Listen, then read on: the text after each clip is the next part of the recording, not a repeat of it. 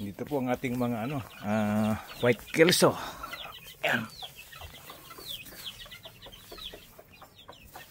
Bali, anim po yun ating babae na white kelso. Ayan. Ayan po sila.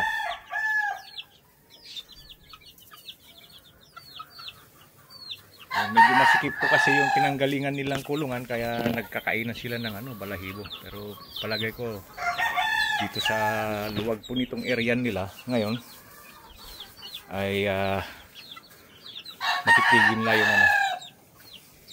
yung pagkakainan nila ng mga kanilang mga balahibo. So meron po tayong isang lalaki nandiyan.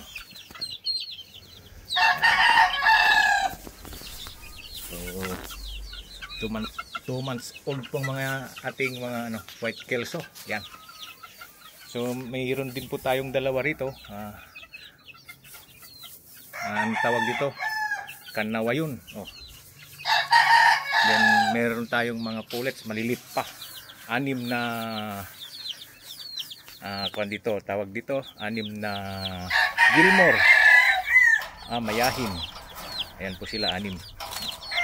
1 month old. 1 month old and 2 months old tong ating mga puti dito. So nandito na po, nakarating na yun 4 times natin na pumasa sa exam. Yan. So saka yun na yun siga doon, yung nanalo nung nakaraan na yun one time pa lang yan, pero ang galing ng kanyang laban.